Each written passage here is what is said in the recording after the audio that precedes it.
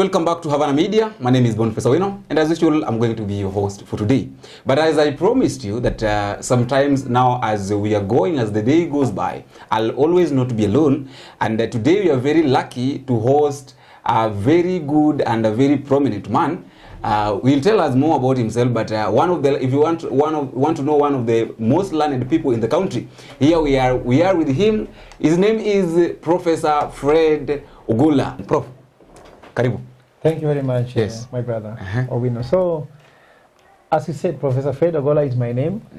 I'm a governance and economic expert, and people normally call me the people's economist. And why so is because people have, it's a name given to me because people realize that when I explain the economics of the people, how everything will affect people, people seem to understand. For example, when I tell people that when we're looking at deployment of the military in the CBD, we are not focusing too much on the legal aspect of it, because that's what was in court. We have to look at the economic aspect of it. And I said if you turn CBD, which is a central business district, into central military district, the business goes away. Does military district feeds you? No, it's a business. So those who sell jugus, no way for you. Those who sell maize, roast maize, I'm sure you must have chewed some. Around CBD. Yes, and maybe you have bought something like maybe airtime, you bought second-hand clothes, you must have bought some shoes. There are so many things you can buy as you walk, and some people just survive on that. Look at all those people who usually just put things there. They are selling books, they are selling newspapers. All those people, when the military is around with guns and everything else, they can't make money. And they are going home on empty stomach because these people live on hand to mouth, and therefore they have nothing they have saved to eat. So according to me, the presence of military in town is not a good thing, and I look at it not only from the legal aspect but mostly from the economic aspect. That's what gives me the name the piece of economy. So the issue of 24 certificates is neither here nor there, but the fact is they're there, and they're not why we are discussing, because I've just listened to what Gen Zs have been sending a message. There's a message they have sent to us which is very strong. Forget about even the issue of Ruto must go or the discussions about the issue of taking over parliament. But they have told us they don't care which position you are. Imagine somebody confronting the president and saying you are going home, and someone confronting members of parliament and making them run away from parliament. They have told you they don't care about your position. They don't care what is your territory, because you can say you are an MP. You are controlling a whole constituency. And remember, 400 MPs running for their lives. They have said they care about what you do and what you say. They don't care about which car you drive, whether you have a driver, you have security. They come for you plus your security until you run for safety. So I'm thinking they have told us that we need to be humble. So even me, I'm being humble. Maybe they can come for me because I have 24 degrees. So let me just focus on what I say and what I do. Okay. Bro, talking about this issue of the military being deployed in CBD, the LSK was saying, that is the Law Society of Kenya, was saying that there is no legal, the constitution does not allow the military to be, because, okay, we know the function of the military. Their work is to protect the country from the outside attack. And seeing that the military were deployed in the country, and something also caught my mind here, Prof, that I would like you to at least to tell us, if maybe the people were not very keen, but we spotted, I personally spotted the American military within the Kenyan military, and I started asking my question that can this be connected with this issue of IMF?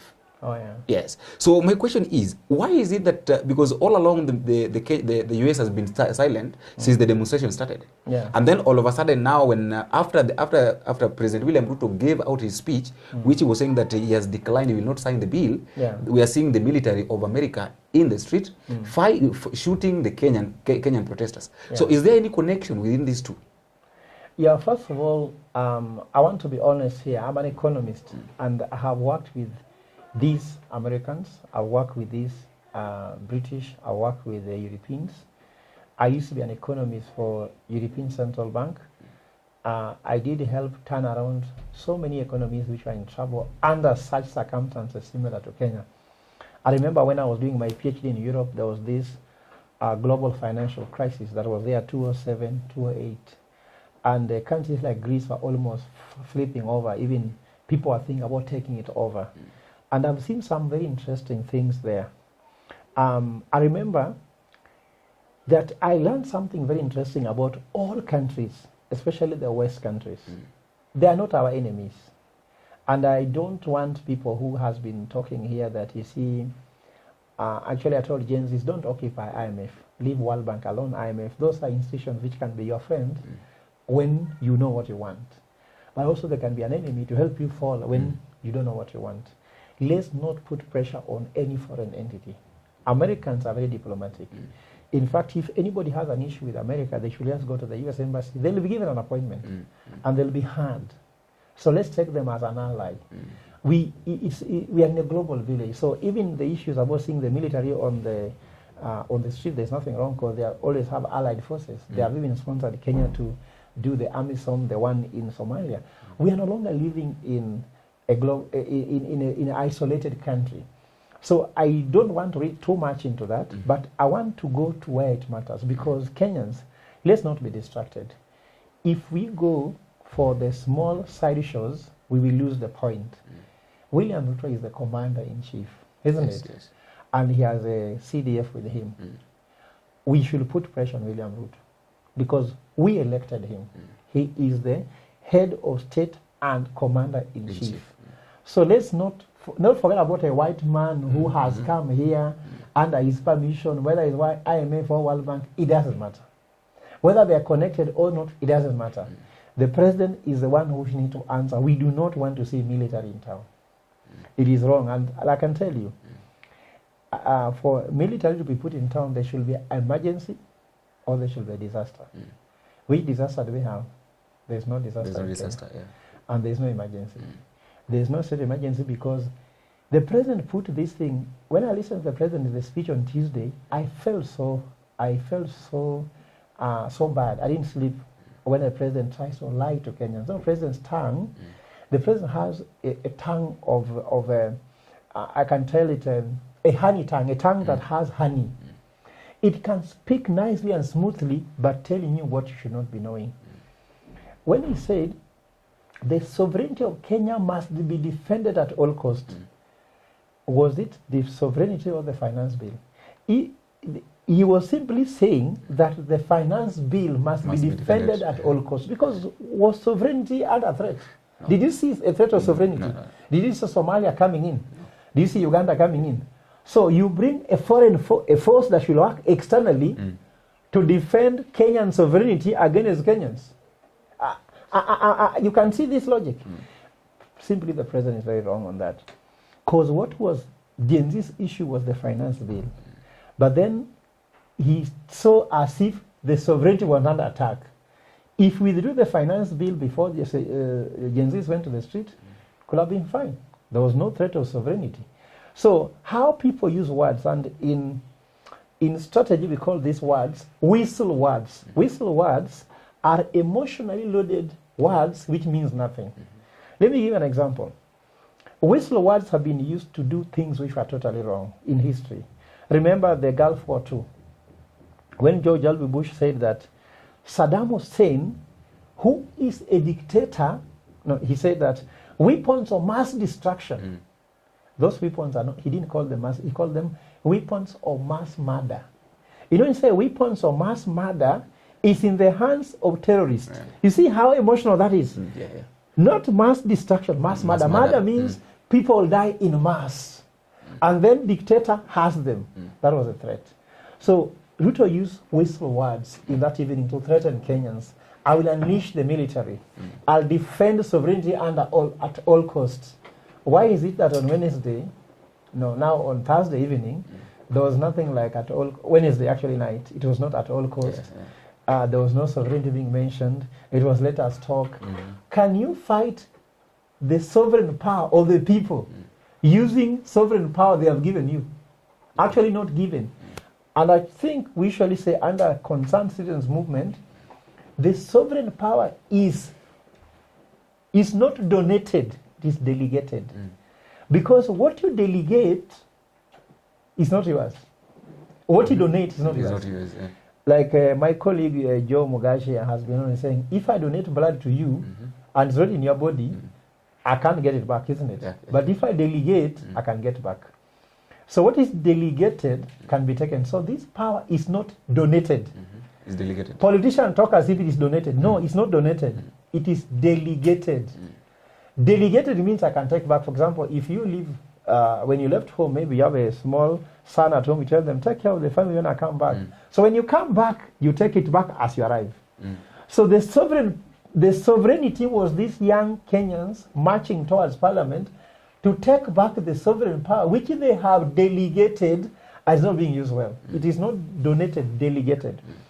So as far as I'm concerned, we should not be attacking people from outside, because tomorrow when you become president, you might discover that you rely on something from the US, but you must act on self-interest.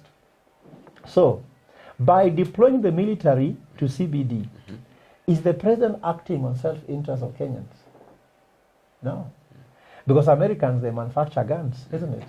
So they'll be happy. Anytime there's a shot, they should be happy. Yeah. I can use a very bad example. If you do coffins, when you hear somebody has died, you feel like they should pass by. They should pass by, yeah. So Americans manufacture weapons. When we are at war, they will not feel bad. You know, when you walk on the street, there are people who do their shoe shiners, isn't it? They don't look at your hair, they look at the shoe. They should say, why is he not polishing the shoe? The barber will look at your hair and say, this guy's hair is now due for, isn't it? If you want to say, this guy's suit needs to be changed. So everybody is looking at their interest. So Americans are looking at Kenyans saying, Kenyans are now fighting. What is our interest? Russia looks the same. UK look at the same. So everybody looking at us, now we are in trouble. Where can they salvage this situation? Just like, for example, when you are going to apply for passport, someone is praying that you didn't photocopy your ID so that they photocopy for you. So they become opportunists. But if you go to apply for a passport, you have your passport photo in, you have your ID photocopied. How will they take advantage? So Kenyans need to act on their self-interest first by not trying to borrow too much money, for example. Then IMF say, hey, Kenya can manage their own revenue, so we cannot borrow money, cannot lend the money. Kenyans are not at war, so there's no need for extra guns. So there's no need of importing these water cannons now. Why do you import water cannons really? To, if you are ahead. So you could see we are investing on the interests of other people. So when people are at war, there are people who win, people who gain. Those who sell weapons are happy. So why don't we run our country in a way that we spend our money to help the Kenyans take care of their livelihoods, become comfortable, and invest in their future, instead of investing on areas which bring people's interest? So I think anybody who is a beneficiary of war will be happy for Somalia to continue fighting, for South Sudan not to sort out their issue, or Northern Sudan or DRC to continue being in trouble. Because if the world becomes peaceful, why should we have people manufacturing guns? So according to me, the whole conversation is that we should not put blames on external forces. I can tell you, if your wife is unfaithful, you should not go on shooting every man looking at her. Because then the problem is the wife. How many men will you shoot? Lots of them. So why don't we focus on our president, who is the prostitute of the West, isn't it? And see how can we fix it by removing him from office and putting a faithful person in office. Instead of running up and down, oh, you are attacking IMF. You know, he's happy if you are distracted. And the president, because you're having a sweet tongue, honey tongue, he throws a bone at you, you pick it, and he's running. Let's go for the one throwing the bone. That bone is a meat from us Kenyans. Let's go for him. Let's bring him down, but sustainably. Talking about trust, Prof. Yes. You've said it very well that right now it is very difficult to trust the president. Let us say it like that. Let us just be not open. Difficult. It's not possible. Yeah, because 90% of out of 100% of what he says, 90% is lies. And this issue of demonstration has really have really opened our eyes. Yeah. Because when you look at even the people that lives in diaspora are now turning their back on the president. They are saying that the president must go. Yeah. So do you think it will be very easy for President William Samoei Ruto to win the trust of Kenyan people before the end of his term, or if it will be possible? How will he do it? And if it will not be possible, then who can these people trust in the government? Well, the first question I can answer effectively. The second question, I can't claim to have an answer, but I can just attempt. Okay. You know, trust is like a bladder, isn't it? I'm sure when I say trust, you know what trust is. Yes. When you prick that thing, it's no longer useful, because then it will just cause damage. So when you lose trust, it's not easy to regain. It takes a generational memory to go. These Gen Zs, the Gen Xers, the Gen Zs, the millennials, they are right here. They have been lied to every now and then. They will not be able to trust, not just William Ruto, but many other people. Like you see, how do you trust anybody who has been in parliament? You tell me now, forget about Ruto, but do you trust anybody who has been in parliament? It's hard. Because if somebody is in a prostitution industry, isn't it? Because politics has become a prostitution industry, Yes. isn't it?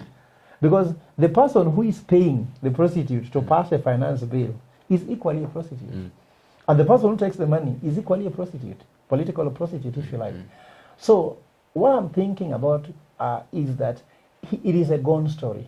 You cannot lie again.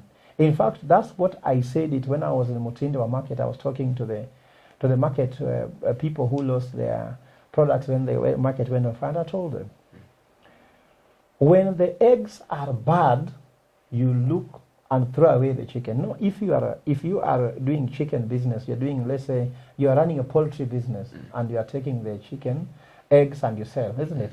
And there's a chicken that every time you go to where it lays the eggs, those eggs cannot be sold. Either they are having bad shape, or they are too small in size, or there's something wrong with them. What you need to do, take the chicken, slaughter the chicken, and remove the chicken from the poultry farm, because you are feeding it, giving it water, and you are not seeing the produce. So the person who is the author of the finance bill is the president and the entire executive. They need to go home. The people who pass that bill is the parliament. They should go home, because they are part of the chicken, which is rotten. Because people say, if you reject the chicken, you reject the egg. But now we are saying, we reject the egg, we reject the chicken. Because, for example, it's normally used if your leader tells you, you can't reject me, then you want my benefit. Yes. So we have rejected the MP plus the CDF plus everything. But for them, when you reject and tell them, you are the one who produced this chicken, this egg. The egg you are laying of Finance Bill 2024, 2025 is a bad egg. It's a rotten egg. In Kenya say tong mofuo. Yani mayai ambayo yani ni mjinga. Hii mayai ni mjinga kama finance bill ni mjinga. So we reject the finance bill, which is the egg. We also reject the chicken that laid it and the process of it. So that's one we reject. So according to me, the president has no comeback. To be honest, remember in the beginning, the president began by going to counties in Meru. He was receiving opposition, so he stopped touring. He now started going to churches and started lying. People have known. So no one can trust him. And I was trying to say this, my brother. If I put a gun on your head, and then when I cock the gun, I release the trigger, I discover that you have what is called, you have a bulletproof helmet. Then I say, I'm sorry. Will you trust me? You won't, because your aim was to kill me. Yeah, so the Gen Zs were supposed to be shot by the president, isn't it? Then the president discovers that actually they have a helmet. And he shot them so consistently. He shot them on the street, then stood on State House speech and told them, I will guard the finance bill at all costs. Even if it means to kill all of you. That's what he'll say. He'll say, I'm ready to kill to pass the finance bill. Then when he says, now let's come and talk. Because Gen Z told them, you say that? Yes, we are coming for you. So now it means he has known that there's a helmet, which is a bulletproof, on the heads of Gen Zs. So he withdraws it because he discovered that the power actually belonged to them.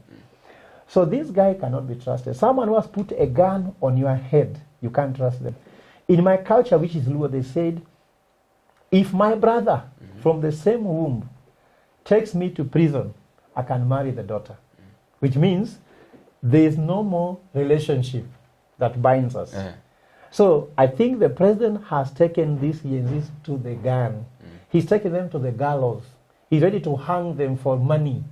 And the money here is 303 billion shillings. You can die for it. No one can trust him. Me, I can't trust him. I'll be so surprised if anybody trusts him. Now you ask the question. Now then, who can be trusted? I think there is no need of wasting time to see who can be trusted, because what I would propose is that time has come for a cleanup. Let us not recycle any single politician. That's my advice. Because at least we know that the industry of prostitutes is out. Let's go to try another industry. Yes. I think this country is ripe to be run by professionals who can be accountable, who can be transparent, who can run Kenya as a private sector. I look at Gen Z's proposal there. You can almost agree that it's Solomonic economics, because I had explained here how to run a country as a private sector driven. I was in Rwanda the other day consulting for Kagame, and we have just come up with a way on which, how can you set Rwanda as the center of academia? Do you know that, do you know a country that has the highest export in terms of education export? Is it true? Education export is a country where people go to study. So by people coming to pay school fees to a country, you are exporting education. It looks like an importing but exporting. You see how exporting learners. Yeah. Australia gets $19.8 billion in terms of education export. How much is that money? That is more than Ruto is looking for in the finance bill, isn't it? So if you make Kenya the epicenter of education by lowering the taxes, encouraging professors to grow in research and to be able to amass more education, so that Somalia, Uganda, Tanzania, Kenya become the hub of education. Do you know that you don't have to tax people this much? So when somebody is having little ideas, he only looks at how to take from people, then there's poverty of vision there. So you can look at a private sector, look at a bank like Equity Bank. James Mangi came with a vision, and voila. Yeah, it picked up. So why is James Mangi not serving in his cabinet? When you look at Nakumicha, you look at Moses Kuria, why should you have such a team? So if you can bring politicians to be in cabinet, people like you call them Linturi, isn't it? It is a joke of the century. So according to me, we should not recycle anybody. Let's look for competent people. We've talked about the issue of meritocracy, isn't it? Pragmatism, isn't it? And honesty. It's the model that has run Singapore, isn't it? Meritocracy means choose people based on competence, isn't it? You talked about my 24 degrees, isn't it? And I'm sitting here in an interview because I'm jobless, isn't it? But you have a class 6 in the CS. How do you motivate these Gen Zs to go to school? You are telling a Gen Z to go to school, isn't it? Until they get a degree. You understand? And for you are employing a class 6 in your cabinet, and a class 6 is making a decision that is hurting a university graduate. Then a whole Professor Yume Andungu, reads a budget of 4.2 trillion, and there is no single job frozen. And Gen Zs are going to university enrolling 536,000 students every year go to campus, and you have frozen employment for 1 year. I just don't get it. It's so heartless, and that's why we do not want. I would like to advise Gen Zs, please do not allow at any time that we should have the cycle of politicians who have been lying to you in government, then they want to cross over and tell you they are working with you. Let them stay in government. Let them go home with that regime. Just do a regime replacement and replenish it with technocrats who will ensure there is meritocracy, there is pragmatism, and there is also honesty.